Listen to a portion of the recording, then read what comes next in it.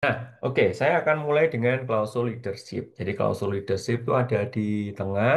Secara detailnya monggo nanti dibaca karena memang banyak persyaratannya. Jadi klausul leadership itu awalannya begini. Top management itu adalah orang yang paling berkepentingan terhadap quality management system. Top management itu adalah orang yang pada akhirnya harus mempertanggungjawabkan quality management system yang dibuat oleh timnya. Kalau dalam bahasa ISO, kewajiban untuk membuat quality management system itu adalah timnya bos, timnya top management, anak buahnya bos, bukan bos. Tetapi pada akhirnya, pada ujung-ujungnya, kalau sistemnya jelek, top management yang harus menanggung jeleknya itu. Entah itu jelek dalam bahasa hukum, entah itu dalam bahasa finansial, ataupun bahasa apapun. Jadi kalau ada pabrik bangkrut, ada pabrik tidak efektif, tidak efisien, harus disalahkan adalah quality management systemnya. Nah, siapa yang diminta untuk membuat quality management system? Manajernya, ya, eksekutornya, hijau dan kuning tadi ya. Tetapi pada ujung-ujungnya yang harus menanggung efek paling besar, dosa paling besar, ya adalah top management. Jadi dalam klausul 511 paling atas, kalimatnya adalah take top management adalah orang yang take accountability. Dia menanggung semua risiko dari jeleknya sistem yang dibuat oleh anak buahnya. Nah, karena itu, maka top management harus melakukan hal-hal untuk memastikan bahwa timnya membuat sistemnya, membuat quality management sistemnya dengan bagus, sehingga tujuan organisasi tercapai. Nah, untuk itu apa yang harus dilakukan? Top management harus menetapkan quality policy dan company target sesuai dengan strategic direction yang beliau buat. Jadi dalam banyak kasus saya sering menemukan quality policy itu bukan beliau yang membuat, tetapi orang quality menuliskan dan memaksa dalam tanda kutip beliau untuk tanda tangan. Ya, itu adalah sebuah kesalahan besar.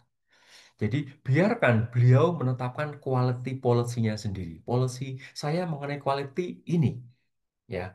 Biarkan beliau menandatangani. Jangan mentang-mentang kita menjadi orang quality, kemudian karena pengen ISO, kita memaksa ke bosnya, bos, tanda tangan bos. Karena minggu depan mau audit. Jangan. Tapi jelaskan, bos, kalau kita pengen memuaskan pelanggan, Anda harus membuat policy yang berhubungan dengan quality. Nah, policy Anda apa, bos? Ya, ajarkan beliau untuk paham itu. Kemudian setelah beliau membuat policy, minta beliau untuk membuat target. Bos, Anda pengennya pabrik ini mencapai apa? Terkait dengan misalkan QCDSM. Kualitinya mau target apa, bos? Delivery-nya mau targetnya berapa, bos? Gitu ya, monggo ya. Secara prinsip targetnya mau apapun itu haknya beliau, jangan dipaksa. Kecuali memang yang memaksa itu pelanggan. Kalau pelanggan pengen targetnya adalah zero complaint, berarti bos Anda, manajemen Anda harus ngikutin. Tetapi kalau tidak ada permintaan itu, ya terserah. Biarkan beliau yang memutuskan. Karena dari target dan policy yang beliau tetapkan, beliau juga punya risiko sendiri. Jadi pastikan Anda tidak memaksa beliau untuk tanda tangan, tetapi ajak beliau untuk memahami konsep quality management system. Ya. Kemudian yang kedua adalah beliau harus memastikan sistem yang dibuat oleh timnya terintegrasi dengan bisnis proses. Ya, jadi bahasa lainnya adalah bisnis proses. Kalau mungkin Anda terbiasa dengan dokumen namanya bisnis proses mapping, itu harus sesuai dengan organization chart-nya. Karena organization chart itu menggambarkan struktur pertanggungjawaban bisnis proses adalah dokumen yang menunjukkan flow proses di organisasi. Jadi, ajak beliau untuk memastikan sistemnya terintegrasi. Yang ketiga adalah ajak beliau untuk menetapkan tugas, wewenang dengan jelas. Wewenang apa? Macam-macam ya. Dalam bahasa IATF ada istilahnya proses owner, ada istilahnya penanggung jawab sistem, ada yang melaporkan. Ya, jadi dalam bahasa IATF itu kalimatnya tidak pernah mengenal QA, QC, produksi, tapi nyebutnya proses. Ya, jadi yang sering saya selalu kritik adalah top manajemen juga diminta untuk menetapkan siapa yang diberi tanggung jawab untuk melaporkan kinerja sistem. Ya, melaporkan. Bukan ada istilah melaporkan, mempertanggungjawabkan, itu totally sesuatu yang berbeda. Jadi yang kadang-kadang membingungkan adalah kadang-kadang HRD itu diminta untuk melaporkan berapa banyak orang yang absen, ya, berapa orang yang banyak nggak masuk, ya, melaporkan saja, tapi bukan berarti bertanggung jawab terkait dengan orang yang nggak masuk. Jadi tolong difahami, kadang-kadang itu selalu menjadi masalah pada saat top manajemen meminta HRD untuk melaporkan orang nggak masuk seolah-olah itu menjadi KPI-nya orang HRD. Atau ada lagi, top manajemen meminta QC untuk melaporkan NG rasio.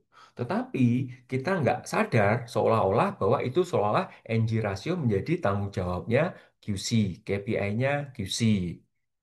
Top manajemen meminta QA untuk melaporkan berapa banyak komplain. Tapi seolah-olah QA bertanggung jawab untuk menurunkan customer komplain. Nah, itu sesuatu yang kadang-kadang membingungkan. Jadi, kalau nanti Anda baca secara detail, kalimatnya sebenarnya cukup jelas. Ada istilahnya wewenang, tanggung jawab, yang melaporkan. Nah, itulah yang Anda harus ajak ke manajemen untuk menata siapa yang harus melaporkan. Kadang-kadang ada pertanyaan gini, Pak Fatah, boleh nggak yang melaporkan reject ratio itu HRD? Boleh. Boleh nggak yang melaporkan apa absen itu adalah maintenance? Boleh, begitu ya. Jadi tidak ada kewajiban untuk yang seperti itu. Apa aja boleh, ya. Oke. Kemudian top manajemen juga diminta untuk mengajak semua orang memperbaiki dan menjalankan sistem. Artinya apa? Top manajemen dari setiap masalah selalu harus ngomong, ayo benerin sistemnya, ayo benerin sistemnya. Ya, jadi top manajemen tidak boleh ngomong menyalahkan orang, tetapi harus mengajak semua orang memperbaiki quality management system. Nah, nanti kalau Anda ditunjuk oleh manajemen untuk membuat quality management system, tolong nanti Anda presentasikan ke beliau. Bos, sistemnya seperti ini. Anda setuju nggak? Begitu ya. Jangan, bos, minta tanda tangan. Apa ini? Pokoknya minta tanda tangan. Apa ini? Buat audit. Jangan. Ya, tapi jelaskan, bos, sistem yang kami desain seperti ini. Bentuknya seperti ini, prosesnya ini, prosedurnya ini. Anda setuju nggak? Kalau nggak setuju, berikan feedback ke kami. Begitu cara minta approval ke beliau. Ya. Kemudian top manajemen diminta untuk menjamin, memastikan bahwa sistem yang dibuat oleh timnya mencapai hasil yang diharapkan. Artinya mirip dengan di atas, top manajemen selalu diminta untuk mengajak timnya untuk benerin sistem pada saat ternyata profitnya nggak nyampai, klaimnya banyak, rejectnya banyak, produktivitasnya rendah. Ya, itu, jadi yang dibenerin selalu sistemnya. Tidak boleh nyalain orang, tidak boleh nunjuk satu departemen, tapi yang diperbaiki adalah quality management sistemnya. Oke. Kemudian top manajemen dipastikan untuk memastikan kecukupan sumber daya. Ya, jadi ini sebuah komplektivitas yang lain. Karena apa? Karena memastikan kecukupan sumber daya itu juga harus dipikirkan dengan efektif dan efisien, gitu ya. Karena pabrik itu bukan PNS, pabrik itu profit oriented. Kalau PNS adalah kebanyakan orang nggak apa-apa, yang penting adalah efektif. Ya, jadi orang sehari kerja 4 jam, di PNS nggak apa-apa. Karena yang di PNS adalah konsepnya bukan profit oriented, tapi di pabrik adalah harus efektif dan efisien. Jadi top management kadang-kadang akhirnya menduplikat pekerjaan. Ya, jadi Anda harus sadari itu karena bagian dari bisnis adalah efektif dan efisien. Ya, nah untuk memastikan kecukupan sumber daya, kadang-kadang komplektivitasnya adalah kita tidak tahu cara meminta, kita tidak tahu cara mempresentasikan apa yang kurang terkait dengan sumber daya di proses kita. Ya, itu kadang-kadang jadi masalah. Sehingga top manajemen menganggap kita tidak punya kekurangan terkait dengan sumber daya. Nggak punya kekurangan orang, ya, nggak punya kekurangan alat. Nah, itu jadi masalah. Nah, itu yang harus dipikirkan. Bagaimana caranya, bagaimana sistemnya untuk melaporkan ke manajemen terkait dengan kecukupan sumber daya. Oke? Kemudian ada lagi yang diminta adalah top management diminta untuk mempromosikan proses approach. Nanti kita akan singgung apa itu proses approach. Jadi top management itu diminta untuk mengingatkan semua orang bahwa teman Anda adalah customer Anda. Next process is our customer ya. Jadi customer itu bukan hanya customernya pabrik kita, tapi next proses. Orang yang membutuhkan input kita itu adalah customer, gitu ya. Meskipun itu adalah atasan, meskipun itu adalah bawahan, itu disebutnya adalah customer. Itulah konsep proses approach. Kalau semua orang nanti paham proses approach, pabrik itu akan nyaman, riang, gembira. Nanti saya akan tunjukkan secara detail apa itu konsep proses approach. Oke.